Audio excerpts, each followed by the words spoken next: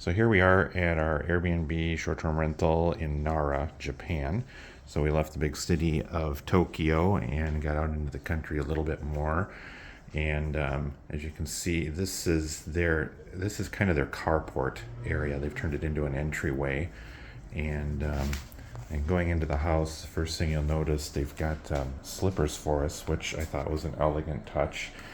In Japan, you'd never wear shoes in the house. So they've got slippers for the guests, which is cool. This house is definitely more spacious than the one in the city. Obviously, things are a little bit tighter in the city. Real estate's more expensive, so they've got more room here. The kitchen, they've got some nice high-tech appliances and features here. Living room, I thought, very elegantly decorated. I like looking at this kind of stuff because it gives me ideas for my own short-term rentals. One thing I noticed in this house that had in common with the house in Tokyo, on the main floor we've got a full bathroom, and the design is a little bit different than we have in the US. So here they have a separate, I call it water closet room for the toilet. And just like the other house, they've got very fancy built-in bidet toilets.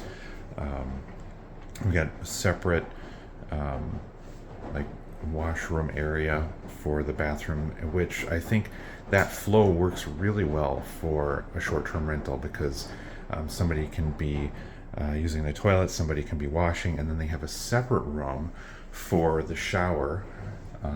And also I've got laundry here. I'm actually attempting a load of laundry in the fancy combination washer dryer, so we'll see how that goes. And then I call it the shower room or the bathroom. So this whole room, they've got a rubber seal on the door, so this whole room is obviously meant to get wet. So you've got a stool there, you got kind of a shower area here outside of the tub.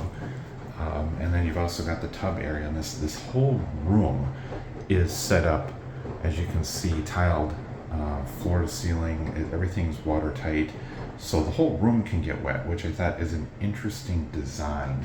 And just like the house in Tokyo, we've got heater ventilation up in the ceiling, which is nice. You can heat this room separately.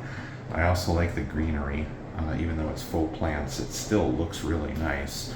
And then outside, and they really don't have backyards. They've got what appears to be just a window well with some kind of potted plant out there. It looks nice, but in Tokyo, I've noticed, well, not just Tokyo, really everywhere here in Japan that I've seen so far, the houses do not have yards. They don't have front yards, backyards, or side yards. There's really no surrounding property. The houses are all stacked in basically right next to each other because of, I think, space constraints, but also it seems like that's just kind of the culture is to be very minimalist on space.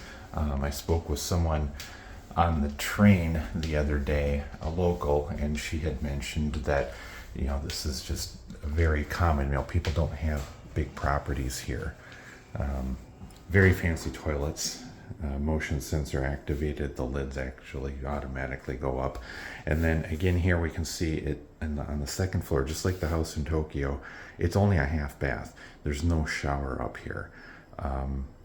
Advantages, obviously it saves space, would save money on construction as well, which I'm always interested in because I also do long-term rentals in addition to my vacation rentals, oftentimes for low-income families. And one of the things I always ask myself is, how can we make housing more affordable in the U.S.?